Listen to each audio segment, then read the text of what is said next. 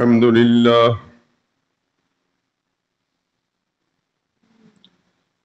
لله وحده والصلاة والسلام على من لا نبي بعده ولا رسول بعده ولا معصوم بعده. أما بعد فإن خير الحديث كتاب الله وخير الهدي هدي محمد صلى الله عليه وسلم وشر الأمور محدثاتها وكل محدثة بدعة وكل بدعة ضلالة وكل ضلالة في النار. أعوذ بالله من الشيطان الرجيم. بسم الله الرحمن الرحيم. النبي أولى بالمؤمنين من أنفسهم وأزواجه أمهاتهم وأولو الأرحام بعضهم أولى ببعض في كتاب الله من المؤمنين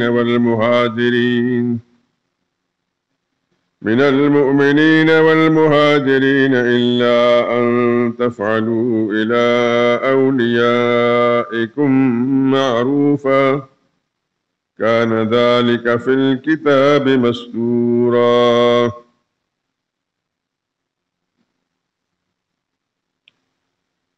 پیغمبر ایمان والوں پر ان کی جانوں سے بھی زیادہ حق رکھتے ہیں اور پیغمبر کی بیویاں ان ایمان والوں کی مائیں ہیں اور رشتہ دار آپس میں کتاب اللہ کی روح سے مسلمانوں اور مہاجروں سے ایک دوسرے کے زیادہ حقدار ہیں مگر یہ کہ تم اپنے دوستوں سے احسان کرنا چاہو. یہ حکم کتاب اللہ میں لکھ دیا گیا ہے. سبحان ربک رب العزت عما یصفون وسلام علی المرسلین والحمد للہ رب العالمین.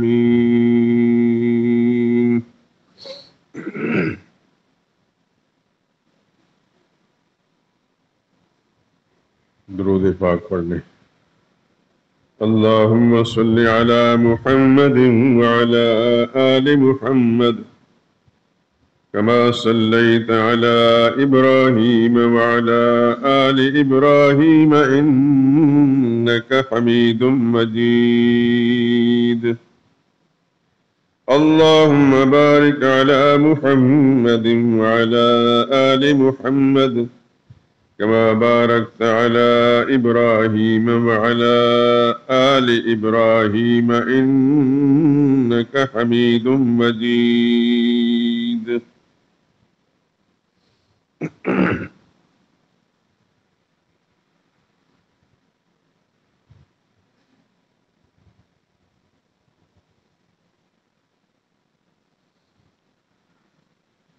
نبی آتے رہے آخر میں نبیوں کے امام آئے.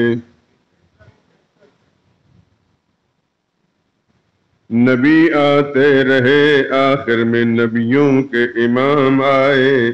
وہ دنیا میں خدا کا آخری لے کر پیام آئے. جھکانے آئے بندوں کی جبیں اللہ کے در پر. سکھانے آدمی کو آدمی کا احترام آئے. وہ آئے جب تو عظمت بڑھ گئی دنیا میں انسان کی. وہ آئے جب تو عظمت بڑھ گئی دنیا میں انسان کی. وہ آئے جب تو انسان کو فرشتوں کے سلام آئے. خدا شاہد یہ ان کے فیض صحبت کا نتیجہ تھا. خدا شاہد یہ ان کے فیض صحبت کا نتیجہ تھا. شہنشاہ گر پڑے قدموں میں جب ان کے غلام آئے.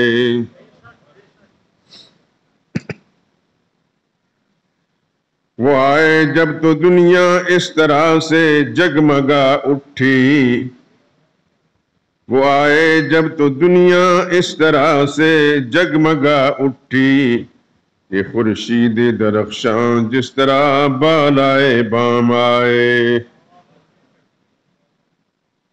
وہیں بے شک بشر لیکن تہجد میں، وہیں بے شک بشر لیکن تشہد میں، اذانوں میں، جہاں دیکھو خدا کے نام کے بعد ان کا نام آئے۔ کیا جب بھی کسی کذاب نے دعویٰ نبوت کا، کیا جب بھی کسی کذاب نے دعویٰ نبوت کا، تو جھٹ میدان میں ختم نبوت کے غلام آئے۔ بروز حشر میں جب نفس نفسی کا سما ہوگا، وہاں وہ کام آئیں گے جہاں کوئی نہ کام آئے۔ نبی آتے رہے آخر میں نبیوں کے امام آئے، وہ دنیا میں خدا کا آخری لے کر پیام آئے۔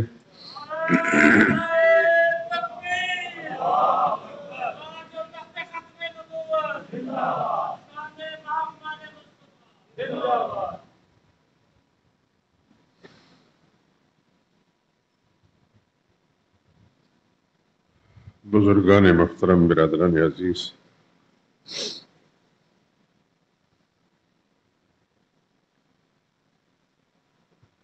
پچھلے جمعے سے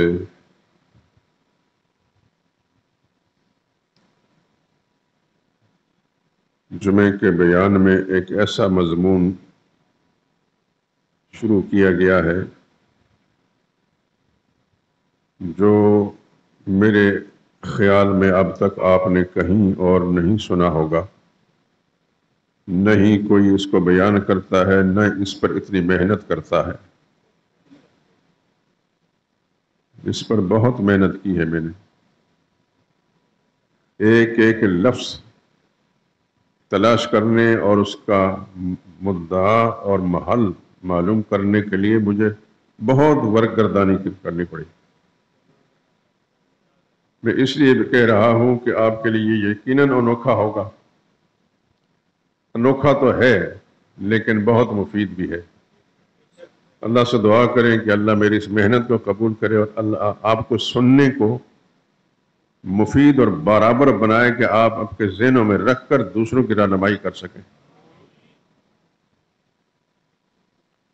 آسان آسان مسئلے سبھی بیان کرتے ہیں،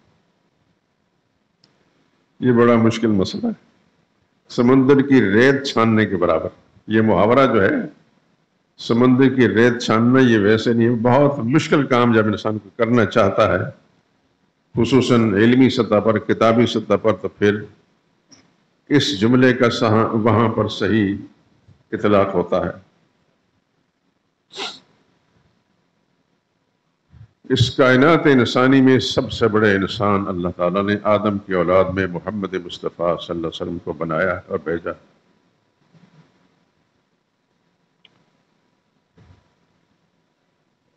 اب جانتے ہیں کہ سب سے پہلے انسان سیدنا آدم علیہ السلام،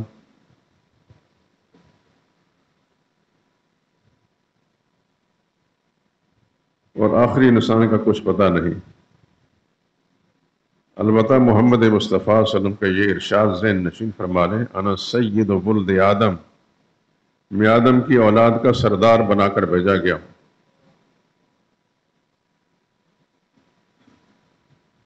اللہ کا احسان ہے کہ سید ولد آدم محمد رسول اللہ صلی اللہ علیہ وسلم کی امت میں اللہ نے ہمیں بھیجا ہے۔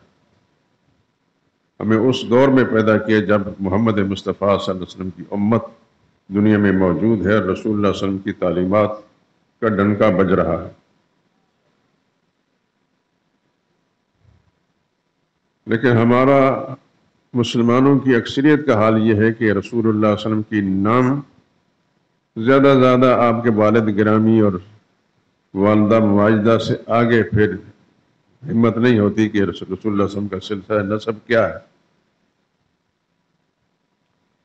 بس ہم سمجھتے ہیں کہ بہت بڑی کامیابی یہ ہے کہ ہم حضور صلی اللہ علیہ وسلم کا نام تو جانتے ہیں، ان کا نام آئے تو اپنے انگوٹھے تو چوم لیتے ہیں، بہت بڑی محبت کا مظاہرہ کر لیتے ہیں۔ رسول اللہ صلی اللہ علیہ وسلم کیوں اس دنیا میں بھیجے گئے یہ ہمیں معلوم نہیں، اور نہ معلوم کرنے کی ہمیں ضرورت ہے۔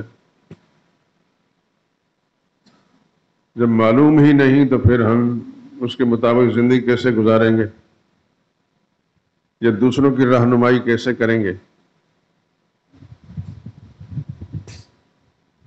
میرے اللہ کی توفیق شامل حال رہی، جب تک زندگی موجود ہے انشاءاللہ العزیز میں اس سلسلے میں جو میرے فرائض ہیں میں وہ ادا کرتا رہوں گا۔ اللہ آپ حضرات کو سلامت رکھے کہ آپ سن کر اس مشن کو آگے چلانے والے بن جائیں۔ اللہ کا شکر ادا کرتا ہوں، اس ممبر پر مجھے کم و بیش 50 سال گزر چکے ہیں۔ 1973 سے آپ حساب لگائیں گے تو آپ کو اندازہ ہو جائے گا 50 سال ہو گئے، مارچ 1973 میں۔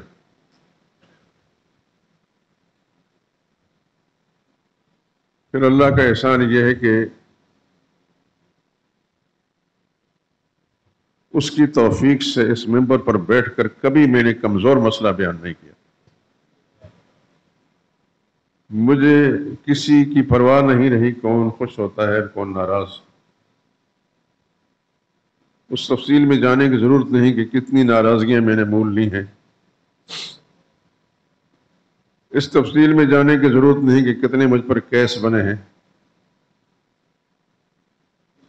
معمولی نہیں دہشت گردی کے ایک دہشت گرد سب سے پہلے جب عدالت میں گیا تو جج صاحب نے اٹھ کر کہا میں اس دہشت گرد کو دیکھنا چاہتا ہوں وہ کیسا ہے۔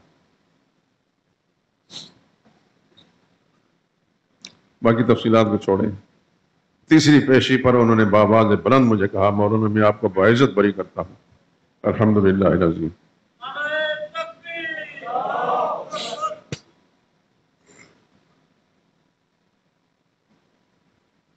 کچھ چیزیں ایسی ہیں کہ میں بیان کروں تو اسی میں نکل جاؤں گا اور آپ کا وقت ضائع ہو جائے گا۔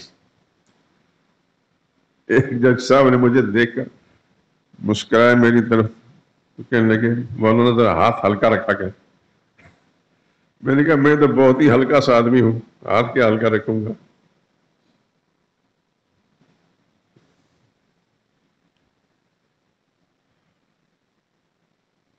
ناراضگیاں بے شمار لوگوں کی مول لی ہیں لیکن میں کمزور مسئلہ نہیں بیان کیا۔ بس یہی ایک میرے پاس اللہ کا انعام ہے، میرے اندر اور کوئی خوبیاں نہیں ہیں۔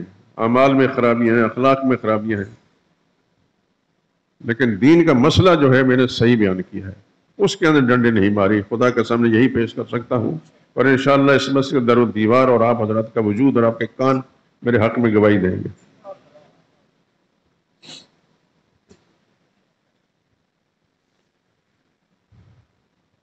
پچھلے جمعے میں نے سرور کائنات صلی اللہ علیہ وسلم کا شجرہ نسب تھوڑا سا جو خود رسول اللہ صلی اللہ علیہ وسلم نے بیان فرمایا ہے وہی ذکر کیا تھا، اور یہ جو کچھ حضور صلی اللہ علیہ وسلم نے بیان فرمایا بخاری شریف کے اندر موجود ہے۔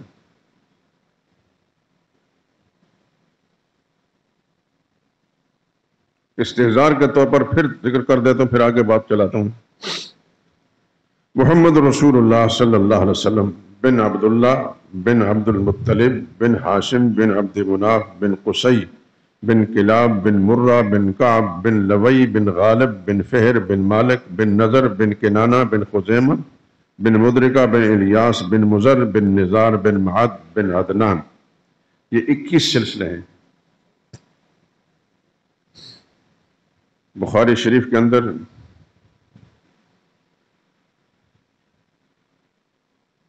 باب مبعث النبی صلی اللہ علیہ وسلم یہ عنوان قائم کیا گیا ہے۔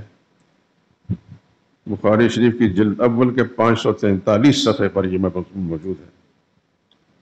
سیدنا عبداللہ بن عباس رضی اللہ تعالیٰ سے روایت ہے کہ جب رسول اللہ صلی اللہ علیہ وسلم اپنا نسب شریف بیان فرماتے تو عدنان سے آگے نہیں نکلتے، یعنی 21ویں نمبر تھا، اور یہ فرماتے کذبن نصابون، اس سے آگے جو شخص بولتا ہے وہ جھوٹ بولتا ہے۔ جب نبی کریم صلی اللہ علیہ وسلم نے بیان فرمایا تو پھر اور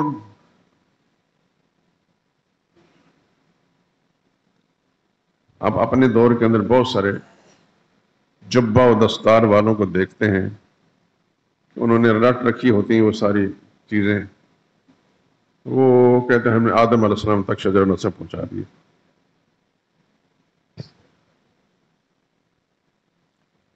ابن عباس رضی اللہ تعالیٰ عنہ کے روایت کے مطابق حضور کا فرمان میں نے ابھی سنا دیا کہ حضور عدنان سے آگے فرماتا ہے کذب النسابون، جو شخص بھی اس سے آگے ذکر کرتا ہے سلسلہ نسب جھوٹ بولتا ہے۔ عبداللہ بن مسعود رضی اللہ تعالیٰ عنہ قرآن کریم کی آیت پڑھتے رہتے وَعَادًا وَثَمُودَ وَالَّذِينَ مِن بَعْدِهِمْ لَا يَعْلَمُهُمْ إِلَّا اللَّهُ، عاد اور سمود اور اس کے بعد آنے والے اللہ کے سوا کو کوئی نہیں جانتا۔ جب اللہ کے سوا کوئی نہیں جانتا، ایک صحابی بھی ہم فرما رہے تھے ان کو کہاں سے الہام ہو گیا؟ پھر فرماتے ہیں کذب النسابون، جو اس سے آگے شجرے بیان کرتا ہے جھوٹ بولتے ہیں۔ امام مالک رحمۃ اللہ تعالی علیہ بہت بڑے فقیہ تھے، امام تھے مدینہ طیبہ کے۔ ان سے پوچھا گیا کہ آدم علیہ السلام تک حضور کا شجرہ نسب پہنچانا کیسا ہے؟ تو آپ ناپسند فرماتے ہیں۔ پھر پوچھا گیا کہ اسماعیل علیہ السلام تک پہنچانا کیسا ہے؟ تو فرماتے ہیں من اخبر ابھی، اس کی خبر ان کو کس نے دی؟ جو صحیح خبر دینے والی ذات ہے وہ محمد رسول اللہ صلی اللہ علیہ وسلم کی ذات ہے، وہ صاحب وحی ہیں، ان پر جو خبر بھی آگے وحی کے ذریعے سے ہے کہ انہوں نے نہیں اطلاع دی تو پھر اور کون ہے ماں کا لال جو اس سلسلے میں کوئی خبر دے سکتا ہے؟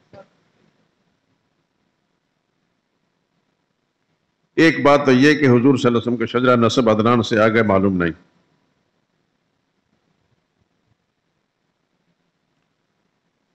نبی کریم صلی اللہ علیہ وسلم کا شجرہ حسب، ایک نسب ہے دوسرا حسب ہے۔ آپ اردو کی کتابوں میں پڑھتے ہیں حسب و نسب، آج آپ کو معلوم ہو جائے گی حسب کہتے ہیں اس شجرے کو جو ماں کی طرف سے چلتا ہے، نسب کہتے ہیں اس شجرے کو جو باپ کی طرف سے چلتا ہے، حسب اور نسب۔ تو حضور صلی اللہ علیہ وسلم کا حسب آپ کی والدہ ماجدہ سیدہ آمنہ بنت وہب، نانا کا نام وہب تھا اور نانا کا نام عبد مناف، ان کے والد کا نام زہرہ، ان کے والد کا نام کلاب اور ان کے آگے مرہ، یہاں تک الگ، اور پھر اس کے بعد رسول اللہ صلی اللہ علیہ وسلم کے والد گرامی کے سارا جو نسب ہے اس کے ساتھ یہ سارے مل جاتے تھے۔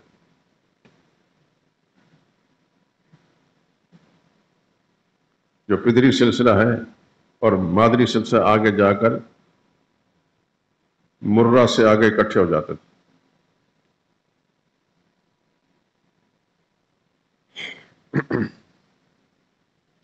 پچھلے جمعے میں نے عرض کیا تھا کہ نبی کریم صلی اللہ علیہ وسلم کے والد گرامی جناب عبداللہ، ان کے 9 بھائی اور تھے۔ یہ بھی آپ آج ہی سن رہے ہیں، اس مسجد میں سن رہے ہیں، ورنہ تو سکولوں کے اندر ایک بھائی کا تذکرہ ہوتا ہے، پتہ ہے آپ کو کون ہے؟ حضرت ابو طالب علیہ السلام۔ انا للہ وانا الیہ راجعون۔ جو مسلمان ہوئے ہیں ان کا نام بھی معلوم نہیں، اور جو مسلمان نہیں ہوئے ان کے لیے حضرت ابو طالب اور علیہ السلام بھی۔ یہ ہماری بد نصیبی، بدبختی، جہالت کی بدترین قسم ہے۔ اور میں دکھ کے ساتھ یہ کہتا ہوں، اگرچہ میری یہ بات جہاں جہاں پہنچے گی چبھے گی بہت ضرور، یہ جبہ و دستار والے مولوی صاحبان، ان کی ذمہ داری نہیں کہ اپنے نمازیوں کو حضور صلی اللہ علیہ وسلم کے خاندان سے آگاہ کریں، کیونکہ ہر مسلمان کو رسول اللہ صلی اللہ علیہ وسلم شجرہ نسب تو معلوم ہو۔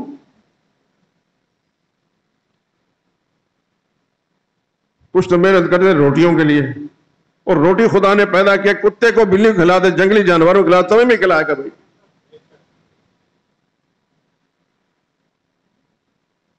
حشرات الارض کے سمندر کے اندر انگنت مخلوق کے بڑی بڑی مچھلیاں ہیں کہ زمین کے سطح پر اتنا بڑا جانور کوئی نہیں، اس کی خوراک ہے، کون پورا کر رہا ہے؟ اللہ ہی پورے کر رہے ہیں۔ ہمیں اس دنیا میں بھیج کر ہمیں روٹی نہیں دے گا، یقیناً دے گا، شرط یہ ہے کہ ایمان ہو اس بات پر، اور روٹی کی خاطر اپنا ایمان نہ بیچا جائے۔ خلق خدا جو سننے آئی ہے، آپ حضرات یہاں تشریف لائے ہیں، میں سمجھتا ہوں آپ کا مجھ پر احسان ہے بایمانہ کہ میں جو کچھ چاہتا ہوں مسلمانوں تک پہنچانا، اس کو سننے کے لیے آپ یہاں تشریف فرما ہے۔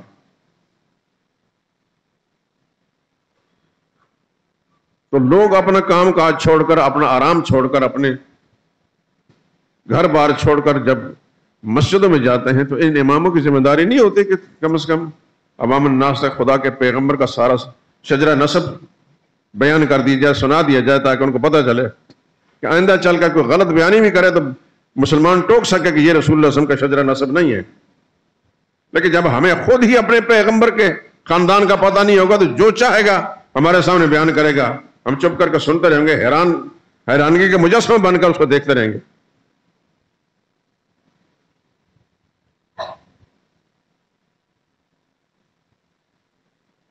نبی کریم صلی اللہ علیہ وسلم کے دادا گرامی جناب عبد المطلب کے 10 بیٹے تھے۔ ان 10 بیٹوں میں 2 تو حضور صلی اللہ علیہ وسلم کے تایا تھے۔ سب سے بڑے تایا کا نام حارث تھا، اس کو رسول اللہ صلی اللہ علیہ وسلم نے نہیں دیکھا، حضور کی ولادت سے پہلے وہ فوت ہو گئے تھے۔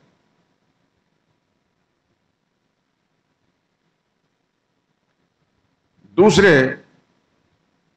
عبد المطلب کے بیٹے جناب زبیر، یہ وہ رسول اللہ صلی اللہ علیہ وسلم کے تایا ہیں جنہوں نے حضور صلی اللہ علیہ وسلم کی کفالت کی ہے۔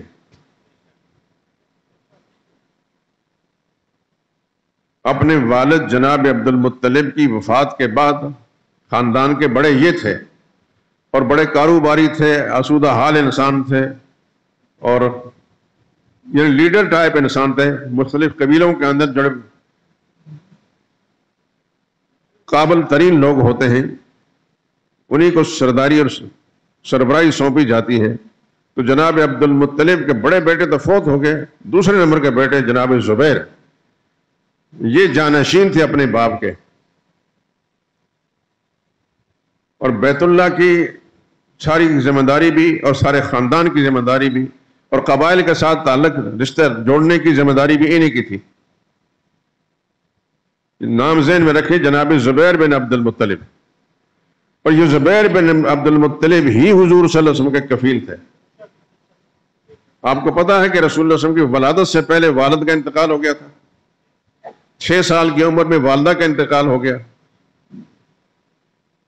اور کچھ مزید دنوں کے بعد جناب عبد المطلب یعنی دادا کا بھی انتقال ہو گیا۔ پھر رسول اللہ صلی اللہ علیہ وسلم کے نہ والد تھے نہ والدہ تھی، دادا بھی نہیں تھی، تو پھر اس تایا نے کفالت کی ہے جن کا نام زبیر تھا۔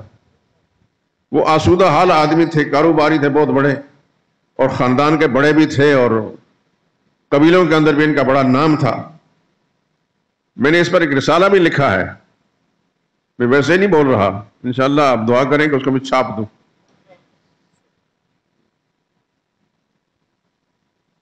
اور دلیل کے ساتھ انشاءاللہ آپ کے سامنے آئیں گے، یہ نہیں کہ وہ فٹانگ۔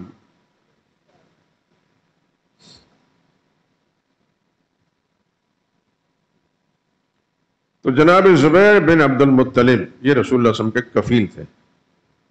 یہ چھوٹے سے بچے کی پرورش ہوتی ہے، کفالت ہوتی ہے، اور جب یہ چھوٹے سے بچے تھے، جب گود میں اٹھائے جاتے ہیں بچے، اس وقت ان کی لوریاں سابق تاریخی کتابوں کے اندر لکھی ہیں کہ جناب زبیر حضور صلی اللہ علیہ وسلم کو گود میں اٹھا کر جو جھولا جھلاتے تھے، لوریاں دیا کرتے تھے، لوریوں کے تذکرے موجود ہیں۔ یہ میں نے لکھا ہے، اس کے اندر وہ عبارتیں بھی لکھی ہیں۔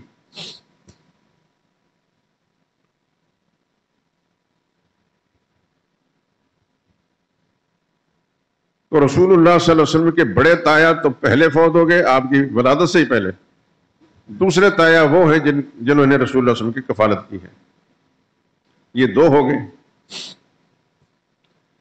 تیسرے نمبر پر رسول اللہ صلی اللہ علیہ وسلم کے والد گرامی تھے جناب عبداللہ، ان کا بھی حضور صلی اللہ علیہ وسلم کی ولادت سے پہلے انتقال ہو گیا تھا۔ اب اس کے بعد کتنے آدمی رہ جاتے ہیں؟ 7 رہ جاتے ہیں۔ 7 میں 3 تو وہ ہیں جن کے نام تو ہمیں معلوم ہے لیکن ان کی تذکرے نہیں ملتے، تفصیلات۔ ایک کا نام مقوم ہے، عبد الکعبہ بھی اسے کہتے ہیں، دوسرے کا نام حجل ہے، اس کو غیداق بھی کہتے ہیں، تیسرا کا نام زرار ہے۔ یہ تینوں بھائی، ان کے تذکرے تو ہوتے ہیں کہ جناب عبد المطلب کے بیٹے تھے، لیکن ان کی تفصیلات نہیں ہیں۔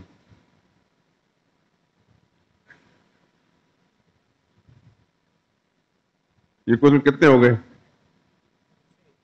6 ہو گئے۔ 2 وہ ہیں جو بڑے مشہور ہیں۔ ایک کا نام ابو لہب ہے، جس کی مذمت میں اللہ نے قرآن میں سورت نازل کی، سورہ لہب، تبت یدا ابی لہب و تب، ٹوٹ جائیں دونوں ہاتھ ابو لہب کے اور خود بھی ہلاک ہو جائے۔ یہ مذمت ہے، بد دعا ہے، اور وہ دعا اس وقت جب سے یہ سورت نازل ہوئی آج بھی قرآن میں موجود ہے اور قیامت تک رہے گی۔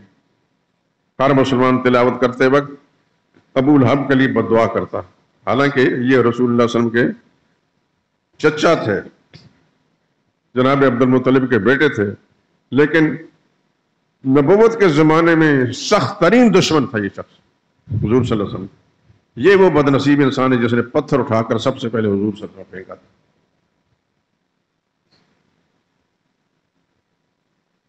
اس سے پہلے آپ کئی دفعہ سن چکے، اور علماء سے سنا ہوگا کہ سب سے پہلے جو اہل مکہ کو رسول اللہ صلی اللہ علیہ وسلم نے اکٹھا کر کے پیغام سنایا تھا صفا پہاڑی کے پاس۔ اس وقت مکہ شہر اتنا بڑا آباد نہیں تھا، تھوڑی سی آبادی تھی، خانہ کعبہ اتنی بڑی عمارت نہیں تھی، صفا پہاڑی کے اوپر کوئی عمارت نہیں تھی، محدود چند 10-20 آدمی وہاں اکٹھے ہوئے۔ رسول اللہ صلی اللہ علیہ وسلم نے 2-3 باتیں ان سے کی، دھیان سے سنیں۔ پہلی بات، حل وجدتمونی صادقا و کاذبا، کیا تم نے مجھے سچا یا جھوٹا پایا؟ یہ 40 سال کی عمر کے بعد رسول اللہ صلی اللہ علیہ وسلم نے ان سے سمجھو کہ اعتماد کا ووٹ لیا۔ جب حضور صلی اللہ علیہ وسلم پر نبوت کا پیغام آ گیا، اب اللہ نے حکم دیا کہ ان کو بلائیں، تو سب سے پہلے اہل مکہ کو، جس میں اپنے رشتہ دار بھی تھے، ابو لہب بھی تھے، سب سے پہلا یہ کہ کیا تم نے اس 40 سالہ عرصے میں مجھے شریف انسان دیکھا یا کچھ غلطیاں بھی میرے اندر دیکھی؟ صادقاً سچا دیکھا یا کاذباً جھوٹا دیکھا؟ تو سارے قریشیوں نے ابو لہب سمیت جواب میں کہا، جربنا لکا مرارا، اے محمد ہم نے آپ کو سرسری نظر سے نہیں دیکھا، ہم نے بار بار تجربے کیے آپ کے بارے میں، تجربے کر کر کے دیکھا ہے، فما وجدنا فیک الا صدقا، آپ کے اندر سوائے سچائی کے، راست بازی کے اور کچھ بھی نہیں دیکھا، آپ اتنے سچے آدمی ہیں۔ یہاں تک کہا کہ ہم اپنے بچے کا سر پر ہاتھ رکھ کر نہیں کہہ سکتے کہ یہ ہمارا ہی بیٹا ہو سکتا ہماری بیوی نے خیانت کی ہو، لیکن آپ کے بارے میں ہم اس کے علاوہ کوئی رائے نہیں کہ آپ سچے ہی سچے ہیں، اس حد تک راست بازی۔ پھر رسول اللہ نے فرمایا کہ میں اگر یہ کہوں کہ یہ سامنے پہاڑی ہے، آپ حضرات وہاں گئے ہیں حرم شریف میں، اللہ بار بار لے جائے، خانہ کعبہ کے پیچھے ادھر منا سائڈ پر ایک پہاڑی ہے کافی اونچی، اس پہاڑی کے پیچھے ایک دشمن آپ پر حملہ آور ہونا چاہتا ہے، اور آپ کو نہیں معلوم کہ آپ کا کوئی دشمن ہے یا نہیں ہے، لیکن میں یہ کہوں کہ آپ کا دشمن آپ پر حملہ آور ہونا چاہتا ہے تو میری بات کو مان لو گے؟ تو کہنے لگے کہ ہمیں معلوم ہے کہ کوئی اور ہمارا دشمن نہیں، لیکن کیونکہ آپ کہیں گے تو آپ کی بات کو رد نہیں کر سکیں گے، آپ سچ کہتے ہیں۔ رسول اللہ صلی اللہ علیہ وسلم اعتماد کا ووٹ لے رہے ہیں۔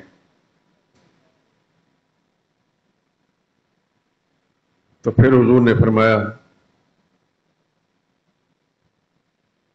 قولوا لا الہ الا اللہ، تفلحو، لا الہ الا اللہ پڑھ لو تم کامیاب ہو جاؤ گے۔ میں نے اس لیے آپ لوگوں کو جمع کیا، لا الہ الا اللہ، قولوا لا الہ الا اللہ تفلحو، لا الہ الا اللہ کا اقرار کر لو تم کامیاب ہو جاؤ گے۔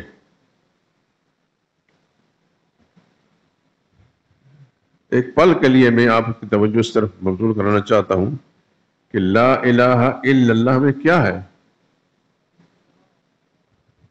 اگلی بات آپ کو معلوم ہو جائے گی کہ ایک دم سب ابھر گیا، کوئی ادھر بھاگا، کوئی ادھر بھاگا، کوئی ادھر بھاگا،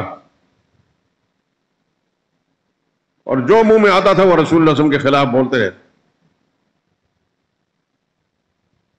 ابو لہب نے تو یہاں تک کہا تبت لک یا محمد، اے محمد تم ہلاک ہو جاؤ، الہذا جماعتنا، تم نے اس کام کے لیے ہمیں اکٹھا کیا تھا، یہ تو ہمارے باپ دادے کے عقیدے کے خلاف ہے۔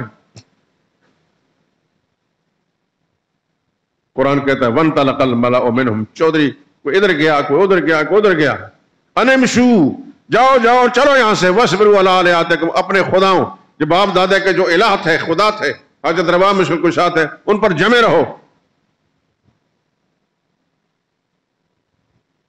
اور ابو لہب بدنصیب نے سب سے پہلے پتھر مارا۔ اس کا یہ عمل اللہ کو اس قدر ناپسند آیا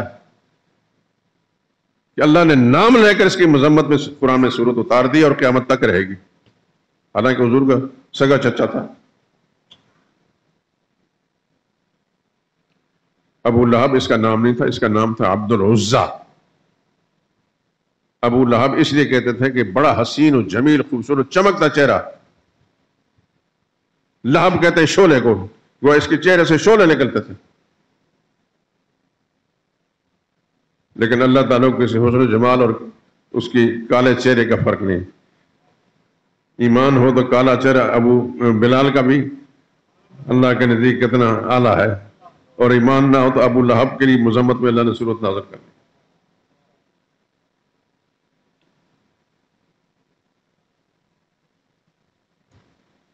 تو یہ کتنے چچا ہو گئے؟ 7۔ ایک اور تھا، اس کا نام تھا ابو طالب، اس کا اصل نام تھا عبد مناف۔ ابو طالب اس لیے کہتے ہیں کہ ان کے 4 بیٹوں میں سے ایک بیٹے کا نام تھا طالب۔ طالب، عقیل، جعفر اور علی۔ طالب سب سے بڑا تھا، عقیل دوسرے نمبر پر، جعفر تیسرے نمبر پر اور علی چوتھے نمبر پر۔ اب مزے کی بات یہ کہ ان بیٹوں کے عمروں میں 10 سال کا فرق تھا۔ طالب وہ بیٹا ہے جو غزوہ بدر کے اندر مشرکین کا ساتھی بن کر گیا تھا رسول اللہ کے خلاف۔ بعض روایتوں میں آتا ہے کہ وہیں مارا گیا مشرکین کے ساتھ۔ البتہ 3 بیٹوں کو اللہ نے ہدایت دی، حضرت عقیل کو، حضرت جعفر کو، حضرت علی کو رضی اللہ تعالی عنہم۔ لیکن ان بھائیوں میں 10 سال کا فرق تھا۔ حضرت علی سے 10 سال حضرت جعفر بڑے تھے، حضرت جعفر سے 10 سال حضرت عقیل بڑے تھے۔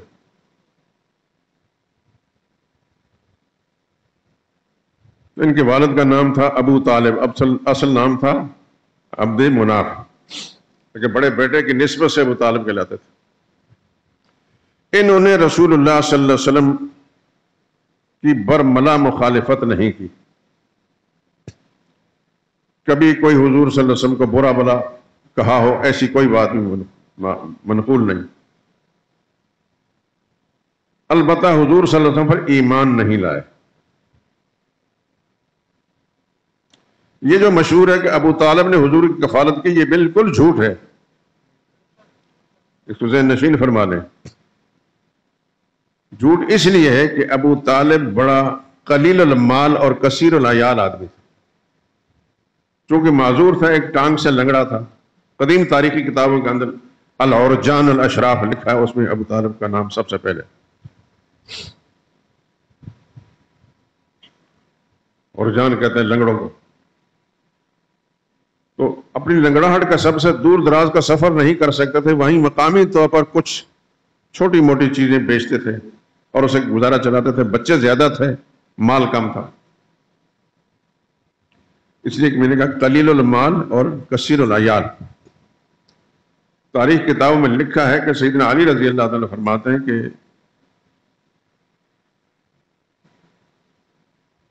ابھی سادہ فقیر وما سادہ فقیر قبلہ، میرے تایا کے وفات کے بعد، جناب زبیر کی وفات کے بعد میرا باپ قبیلے کا سردار بنا، لیکن اس سے پہلے کوئی غریب آدمی سردار نہیں بنا.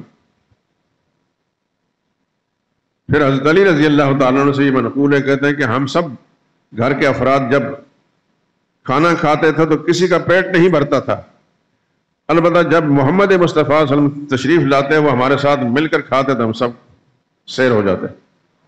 نبی کریم صلی اللہ علیہ وسلم کے وجود مسعود کی برکت یہ تھی. تو جناب ابو طالب رسول اللہ صلی اللہ علیہ وسلم کے چچا ہیں لیکن ایمان نہیں لائے. یہاں ایک بات اور سن لیں، ابو طالب کی ایک بیٹی جس کا نام ام ہانی، اصل نام ہند تھا، ہند ام ہانی. تو اس دور میں یہ ایک دستور تھا کہ لوگ اپنی چچاؤں کی بیٹیوں کے ساتھ یا مامیوں کی بیٹیوں کے ساتھ رشتے کرتے تھے. تو رسول اللہ صلی اللہ علیہ وسلم کے ابھی سیدہ خدیجہ کے ساتھ نکاح نہیں ہوا تھا، اس سے پہلے ابو طالب سے رسول اللہ صلی اللہ علیہ وسلم نے رشتہ مانگا ان کی بیٹی کا. کس کا؟ ام ہانی کا. یہ ذہن نشین فرما لیں. دعا کریں کہ رسالت چھپ جائے تو انشاءاللہ پھر تسلی ہو جائے گی آپ کو. مزے کی بات یہ کہ رسالہ میں نے بہت پہلے لکھا تھا، گم ہو گیا تھا. میں بڑا پریشان، یا اللہ میں نے بڑی کرتا ہوں لیکن چیزیں گم ہو جاتی ہیں. آج میں کچھ ڈھونڈتا وہ مجھے مل گیا، بڑا خوش ہوا میں، اللہ کی توفیق سے ہے. تو انشاءاللہ چھپے گا تو آپ حضرات میری اس بات کو یاد رکھیں گے، میں نے جو کچھ کہا دلیل کے ساتھ کہا. تو ام ہانی کا رشتہ رسول اللہ صلی اللہ علیہ وسلم نے مانگا، اور عین اس وقت ایک اور آدمی ہے جو ابو جہل کا چچیرا بھائی تھا، بنو مخزوم میں سے تھا، اس کا نام تھا حبیرہ. اس نے بھی ابو طالب سے ان کی بیٹی ام ہانی کا رشتہ مانگا. جن دنوں میں رسول اللہ نے رشتہ مانگا انہی دنوں میں حبیرہ مخزوم نے رشتہ مانگا. تو جناب ابو طالب نے حبیرہ کی پیشکش کو قبول کر کے اپنی بیٹی کا رشتہ اس کو دے دیا، اور محمد مصطفیٰ صلی اللہ علیہ وسلم کی فرمائش کو قبول نہیں کیا. اور اس پر رسول اللہ صلی اللہ علیہ وسلم رنجیدہ ہوئے، اور حضور صلی اللہ علیہ وسلم کا یہ فرمان موجود ہے. حافظ بن حجر اسقلانی نے البدایہ والنہایہ میں لکھا، اور دوسری کتابوں کا درج، یا عمے، اے میرے چچا، زوجتہ وترکتنی، اپنی بیٹی کا رشتہ اس کو دے دیا اور مجھے چھوڑ دیا.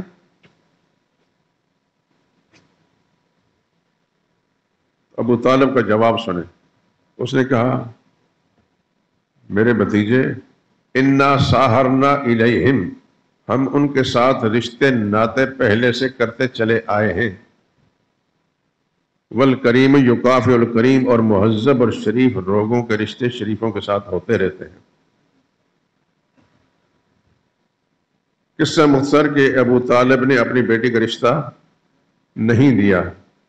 پھر رسول اللہ صلی اللہ علیہ وسلم کے مقدر میں یہ تھا، بلکہ سیدہ خدیجہ کی قسمت پر قربان جائیں، وہ رسول اللہ صلی اللہ علیہ وسلم کی زوجیت میں آئیں، اور پھر اس شان سے آئیں کہ آگے انشاءاللہ ان کا تذکرہ جب کریں گے تو آپ حیران رہیں گے. پوری امت کی ماں، سب رسول اللہ صلی اللہ علیہ وسلم کی ازواج مطہرہ امت کی ماں ہیں، لیکن ماں میں سب سے بڑی ماں سیدہ خدیجہ ہیں رضی اللہ تعالی عنہ. اللہ اکبر. چلتے ہوئے ایک بات کہہ دیتا ہوں. کھانا پکا کر دروازے پر پہنچی، جبریل امین آ گئے. یہ ضمناً بات کہہ رہا ہوں. جبریل امین آئے حضور کے پاس تو انہوں نے دیکھا کہ خدیجہ کھانا لے کر آ رہی ہیں. تو رسول اللہ صلی اللہ علیہ وسلم کی توجہ نہیں تھی. جبریل امین توجہ دلا رہے ہیں، یا رسول اللہ خدیجہ کھانا لے کر آ رہی ہیں. نبی کریم صلی اللہ علیہ وسلم کی نظر پڑ گئی ان کی، تو سیدہ خدیجہ کھانا دے کر چلی گئیں. تو جبریل امین کہتے ہیں کہ اللہ نے خدیجہ پر سلام بھیجا ہے. یہ معمولی بات نہیں دوستوں. کیا لوگ تھے، کیا لوگ تھے، خدا کی قسم کیا لوگ تھے. خدا کے سلام آ رہے ہیں. اور جبریل امین سلام پہنچا رہے ہیں، اللہ نے خدیجہ کو سلام بھیجا ہے۔ سیدہ خدیجہ رضی اللہ تعالی عنہ نے فرمایا اللہ تو سلام خود ہے، الملک القدوس السلام المؤمن۔ اللہ اکبر، یہ کتنی عظیم شخصیت تھی سیدہ خدیجہ کی۔ نبی کریم کے زوجیت میں آنے سے پہلے 2 شوہروں سے، ایک سے بیوہ ہو چکی تھی، ایک سے طلاق ہو چکی تھی، وہ میں تذکرہ کروں گا آگے چل کر۔ لیکن کیا عظیم شخصیت تھی کہ رسول اللہ صلی اللہ علیہ وسلم کی زوجیت میں آئی ہیں تو پھر خدا کا فرشتے ان کو اللہ کا سلام بھیجتے ہیں۔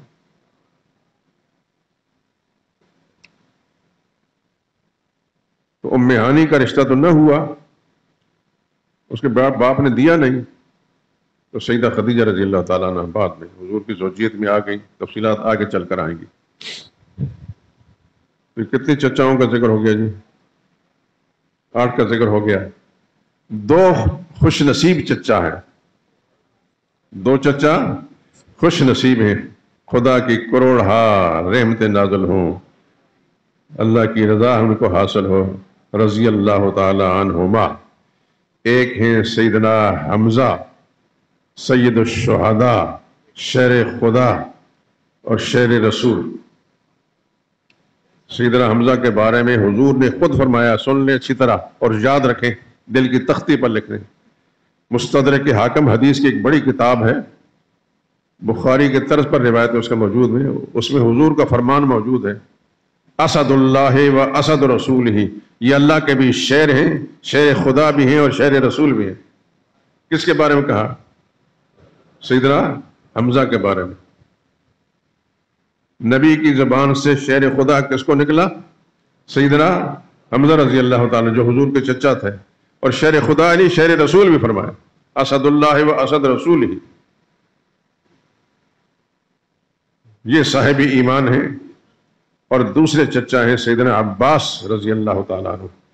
یہاں ذہن نشین فرما لیں کہ یہ دونوں چچا رسول اللہ صلی اللہ علیہ وسلم کی عمر کے قریب قریب ان کی عمریں تھیں، غالباً ایک کی عمر میں اور حضور کی عمر میں 2 سال کا فرق تھا، ایک کی عمر میں 3 سال کا فرق تھا۔ سیدنا حمزہ بڑے تھے اور حضرت عباس چھوٹے تھے۔ آگے ان کے بارے میں اور بھی کچھ معلومات ہوں گی انشاءاللہ۔ تو کل کتنے ہو گئے؟ 10 بھائیوں میں سے 2 کو اللہ نے صاحب ایمان بنایا۔ کون؟ سیدنا حمزہ اور سیدنا عباس رضی اللہ عنہما۔ اور 2 بھائیوں میں سے 2 پکے کافر اور مشرک رہے۔ ایک تو اتنا پکا کافر تھا کہ اللہ نے اس کی صورت مذمت قرآن میں نازل فرمائی ایک صورت، اور ایک ایسا تھا کہ اس کی مذمت میں صورت نازل نہیں ہوئی، البتہ جب اس کا انتقال ہونے لگا، دھیان ہے میری بات پر، اگر اس طرح کی اہم باتوں کی طرف دھیان نہیں نا تو مجھے بڑا دکھ ہوگا۔ میں نے زندگی گال دی اس چیز کے لیے، آپ حضرات کے لیے، میرا اور کام ہی کوئی نہیں، کتابوں کے اندر گھسا رہتا ہوں۔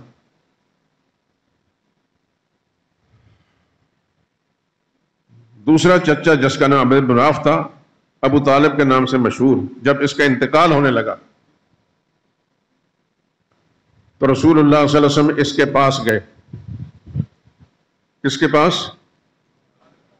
توجہ کے ساتھ بات بولیں آپ، تاکہ مجھے پتہ چلے کہ آپ، ابو طالب کا انتقال ہونے لگا تو رسول اللہ صلی اللہ علیہ وسلم اس کے پاس گئے۔ کیوں گئے؟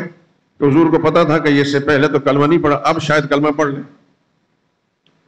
این اس وقت ابو جہل ابو طالب کے پاس بیٹھا تھا، اور ایک دوسرا شخص اس کا نام عبداللہ بن ابی امیہ، یہ ابو طالب کا بھانجا ہے، بعد میں اس کو اللہ نے ہدایت دے دی، لیکن اس وقت وہ کفر کی حالت میں تھا، اور ابو طالب پر کوشش کر رہے تھے ابو جہل اور یہ دونوں، خبردار اپنے باپ دادے کا مذہب نہیں چھوڑنا۔ رسول اللہ صلی اللہ علیہ وسلم ابو طالب کو فرمائش کر رہے تھے کہ چاچا اب بھی وقت ہے، کلمہ پڑھ لیں، میں خدا کی بارگاہ میں آپ کا شفیع بن جاؤں گا۔ لیکن وہ کوشش کر رہے تھے کلمہ نہ پڑھیں، حضور کو فرما رہے تھے کلمہ پڑھ لیں۔ آخری بات جو اس کی زبان سے نکلی، علی ملت عبد المطلب، میں محمد کے دین پر نہیں مر رہا، عبد المطلب کے اپنے باپ دادا کے مذہب پر جا رہا ہوں۔ نبی کریم صلی اللہ علیہ وسلم بڑے افسردہ ہو کر وہاں سے واپس تشریف لائے، بیٹھے تھے افسردگی کے عالم میں۔ اس حال کے اندر حضرت علی رضی اللہ تعالیٰ عنہ جو ابو طالب کے بیٹے تھے، سب سے چھوٹے بیٹے، وہ آئے حضور کی خدمت میں، اور آ کر انہوں نے ایک جملہ کہا۔ ہماری حدیث کی کتاب ابو داؤد کے اندر، ابو داؤد جو سیاستہ کی ایک مشہور کتاب ابو داؤد، اس میں یہ لفظ موجود ہے، یا رسول اللہ ان عمک الشیخ الضال قد مات، کہ اللہ کے رسول آپ کا چچا جو بوڑھا تھا اور گمراہ تھا، آپ کا گمراہ بوڑھا چچا فوت ہو گیا۔ یہ سیدنا علی رضی اللہ تعالیٰ عنہ کس کے بارے میں کہہ رہے ہیں؟ اپنے باپ ابو طالب کے بارے میں۔ باپ ہونا الگ، لیکن دین و ایمان سے بڑھ کر کوئی چیز بھی نہیں ہے۔ سیدنا علی رضی اللہ تعالیٰ ایمان کی جس سطح پر تھے، اس کی بنا پر انہوں نے صاف لفظوں میں رسول اللہ صلی اللہ علیہ وسلم کو اطلاع دی، ان عمک الشیخ الضال قد مات، آپ کا چچا جو بوڑھا اور گمراہ تھا وہ فوت ہو گیا۔ حالانکہ حضور کو اس پہلے سے پتہ ہو چکا تھا۔ تو رسول اللہ صلی اللہ علیہ وسلم انہیں فرمایا اذهب فوارہ، جاؤ مٹی کے حوالے کر آپ، کیونکہ مسلمان تو تھے نہیں، مسلمانوں کے طریقے کے مطابق دفن نہیں کرنا۔ کیا ابو طالب کا جنازہ رسول اللہ نے پڑھایا؟ اب جاگ رہے سارے۔ ابو طالب کا جنازہ پڑھایا؟ کیوں؟ وہ حالت ایمان میں اس کا انتقال نہیں ہوا۔ حالت ایمان میں انتقال ہوتا، وہ ایمان لا چکا ہوتا تو رسول اللہ صلی اللہ علیہ وسلم سب سے پہلے اس کی جنازہ پڑھاتے۔ ابو طالب کا جنازہ سیدنا علی نے پڑھا؟ نہیں پڑھا، بلکہ حضور صلی اللہ علیہ وسلم کو اطلاع دی تو حضور نے فرمایا اذهب فوارہ، جاؤ مٹی کے حوالے کر آؤ، اور پھر واپس آنا۔ جب وہ واپس آ گئے سپرد خاک کر کے، تو فرمایا جاؤ غسل کر لو۔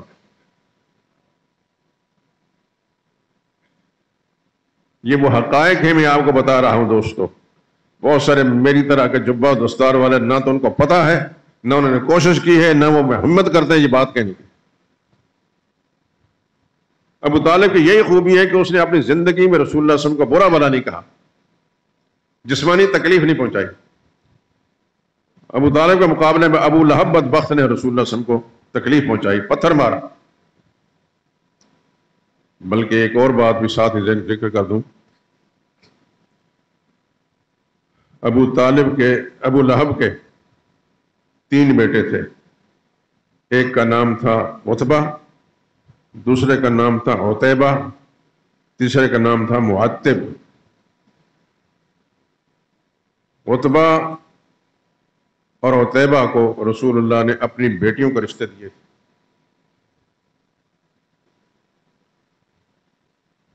سمجھ رہے ہیں میری بات کو؟ نبی کریم صلی اللہ علیہ وسلم کی 4 صاحبزادی تھی، سیدہ زینب، سیدہ رقیہ، سیدہ ام کلثوم اور سیدہ فاطمہ رضی اللہ تعالی عنہن۔ تو دوسری اور تیسری بیٹی کا رشتہ ابو لہب کے بیٹوں کو دیا۔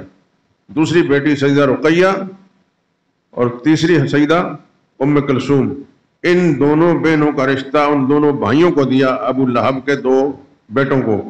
ایک کا نام تھا عتبہ، دوسرے کا نام عتیبہ۔ جب رسول اللہ صلی اللہ علیہ وسلم نے نبوت کا اعلان فرمایا اور قریش مکہ کے اندر یہ کھلبلی مچ گئی کہ ہمارے باپ دادا کے مذہب کے خلاف محمد نے اپنا دین بیان کیا ہے، تو باپ تو جو دشمن تھا ہی، جیسا کہ آپ سن چکے ہیں، اس نے اپنے بیٹوں سے کہا محمد کی بیٹیوں کو طلاق دے دو۔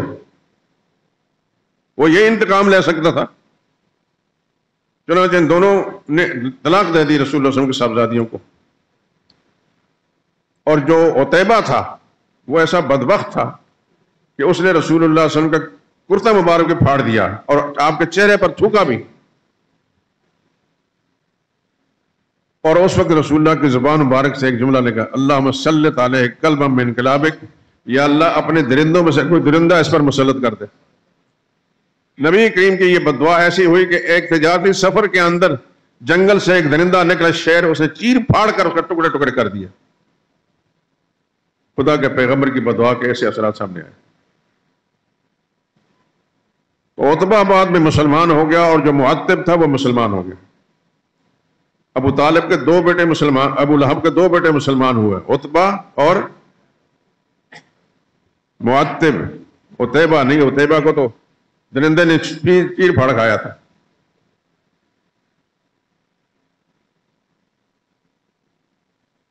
تو 10 چچاؤں کا ذکر ہو گیا کہ نہیں ہوا؟ یاد بھی رہے گا کہ نہیں؟ میں نے بڑی محنت کی ہے دوستو.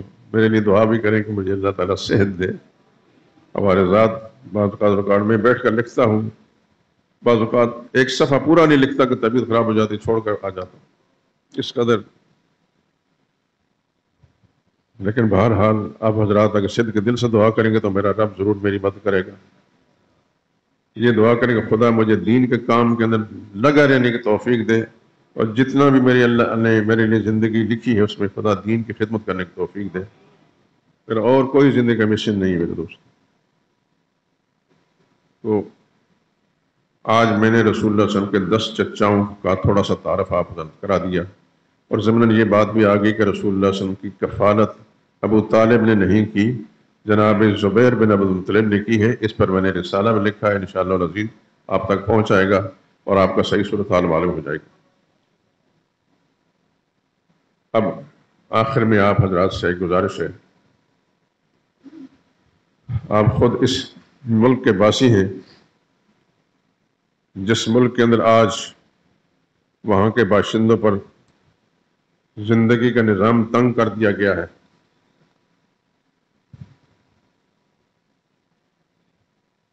آپ نے بھی نہیں سوچا ہوگا، مجھے بھی نہیں پتا تھا کہ میرے ساتھ کیا ہوگا آنے والے زمانے میں. بدقسمتی یہ ہے کہ اس ملک کے اندر ایسے حکمران مسلط ہوئے یکے بعد دیگرے. 2-4 سال کے اندر اس ملک کا حلیہ بگاڑ کر رکھ دیا ہے.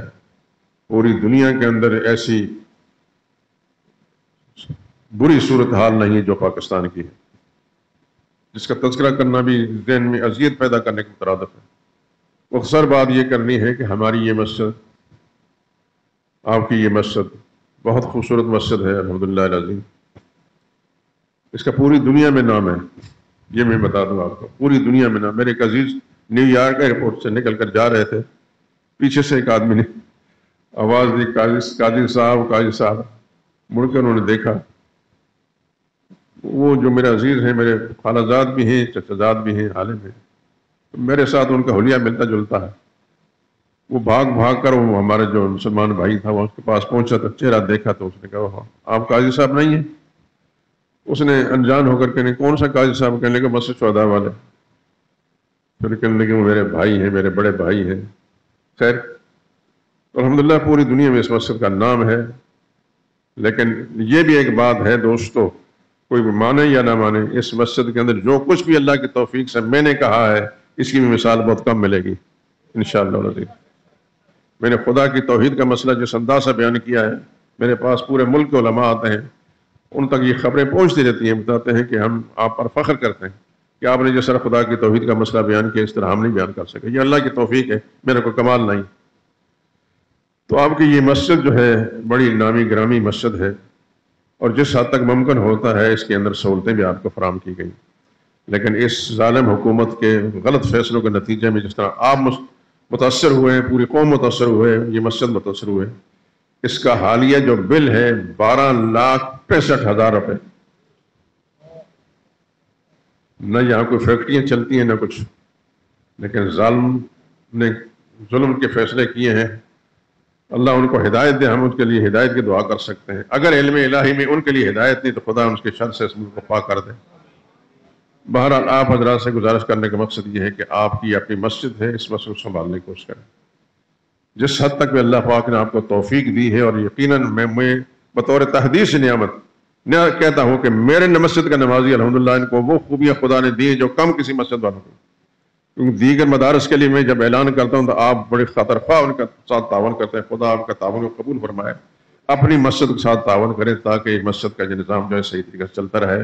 ہمارے ایک ساتھی جو ہے مسجد کے اندر ہوگا، 1-2 بار ہوں گے، ان کے ساتھ رابطہ کر کے تو آپ تعاون پیش کریں. اللہ پاک اپنی رحمتوں کے ساتھ آپ کو دنیا آخرت کی بھلائیاں نصیب فرمائے. وآخر دعوانا الحمدللہ.